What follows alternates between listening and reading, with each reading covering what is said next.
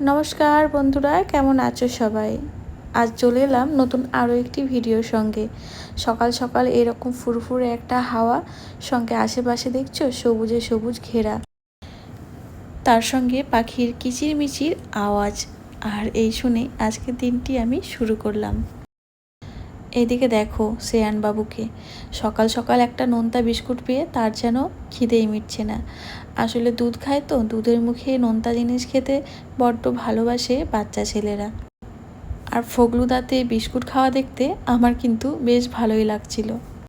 এই যে দেখতে পাচ্ছ টোটোর ওপরে যে স্টলটা করা রয়েছে, সেটা হচ্ছে আমার দাদার একটা ফাস্টফুডের স্টল। চাউমিন, এগরোল, মোমো, ঘুগনি, বিভিন্ন রকম ফাস্টফুড বিক্রি করে আমার দাদা।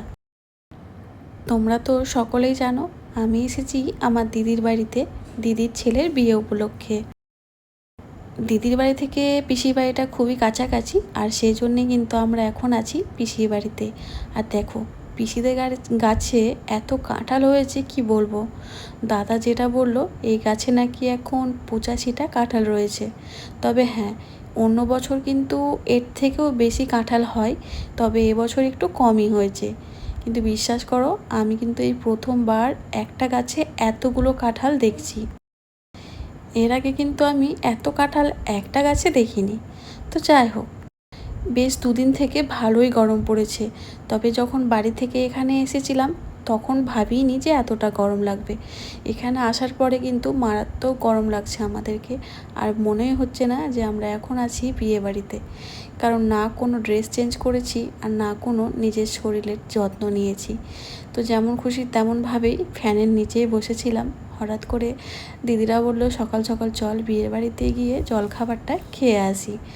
তো আবার দেখো সেই রোদে রোদে হাঁটতে হাঁটতেই যাচ্ছি। আর এই যে পিকুর সঙ্গেও অনেক দিন পর দেখা হলো, প্রায় 1 বছর পর। আর এই যে দেখতে পাচ্ছ এটা হচ্ছে দিদির বাড়ি। আর ওই যে বসে কথা বলছে ফোনে, ওইটা হচ্ছে আমার দিদির ছেলে। ওরই আজকে বিয়ে। আজকে বলতে কালকে বিয়ে হয়ে গেছে, আজকে ওর বউ ভাত। তো সকালবেলা খাওয়া দাওয়া করে বাড়িতে এসেছিলাম। আর বিশ্বাস করো এতটাই গরম পড়ে গেছে যে আর ভিডিওটা কন্টিনিউ করতে আমার ইচ্ছেই করছিল না। তো এখন আবার দুপুরবেলা আবার স্নান টান করে দুপুরের খাওয়াটা খেতে যাচ্ছি। বিয়েবাড়িতে এসে আমার শুয়ে শুয়ে দিন কাটছে, না করতে পারছি কোনো আনন্দ, আর না চলছে এখানে ভালো মতো নেট। যে কোনো অনুষ্ঠান বাড়িতে দেখবে নিজস্ব রিলেটিভদের সঙ্গেও সাধারণত এখন খুব একটা দেখা হয় না। তো এই বিয়ে বলো বা বিভিন্ন অনুষ্ঠানে কিন্তু নিজের আত্মীয় স্বজনদের সঙ্গে দেখা হয়। এই যে এর নাম হচ্ছে পায়েল, আমার পিসতুতো দাদার মেয়ে। তো ওর সঙ্গেও প্রায় আমার অনেক দিন পর দেখা, নাই করেও প্রায় 7-8 বছর তো হবেই। একটা সময় ছিল যখন আমরা একসঙ্গে প্রচুর সময় কাটিয়েছি, কিন্তু এখন আর আমাদের মাসের পর মাস, বছরের পর বছর কেটে গেলেও দেখা হয় না।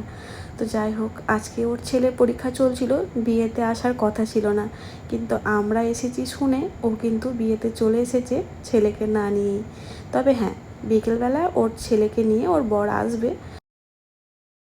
কী আর করবে বলো, বাচ্চাদের পড়াশোনার জন্য তো মায়েদেরকে অনেক কিছুই ত্যাগ করতে হয়, তাই না? দুপুরবেলা খাওয়া দাওয়া করতে বসেছি, আর খাওয়ার প্যান্ডেলটা চলো তোমাদের একবার দেখাই।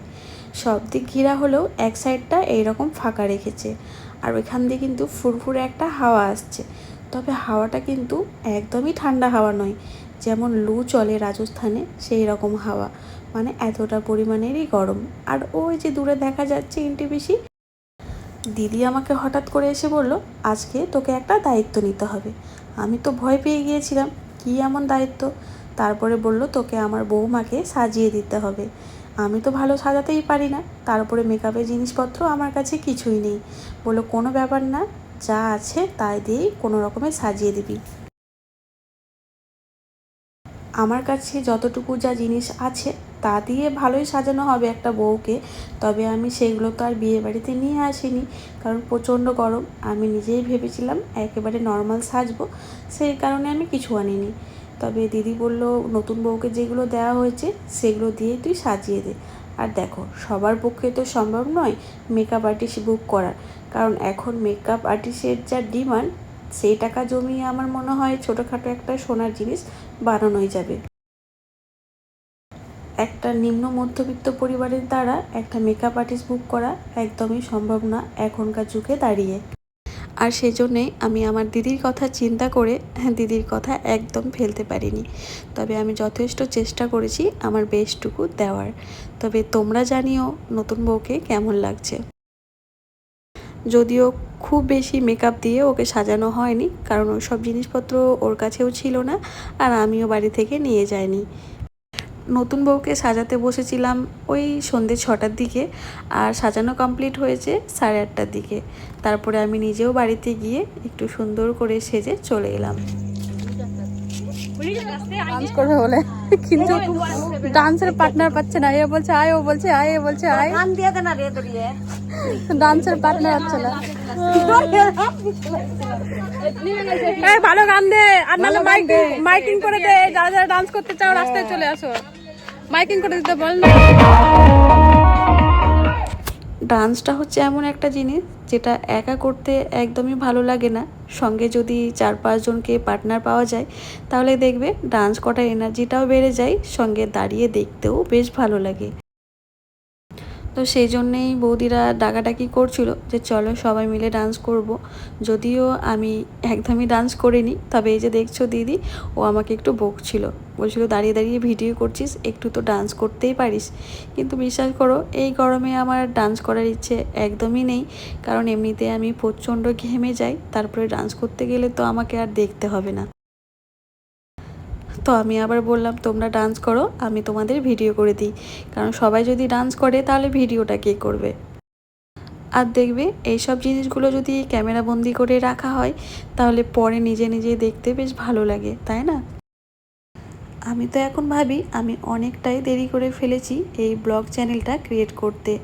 আমি যদি আরও আগে ক্রিয়েট করতাম তাহলে মনে হয় আরও ভালো ভালো সুন্দর সুন্দর মুহূর্তগুলো ক্যামেরা বন্দি করে রাখতে পারতাম। তো যাকে ওইসব কথা ভেবে আর এখন কোনো লাভ নেই।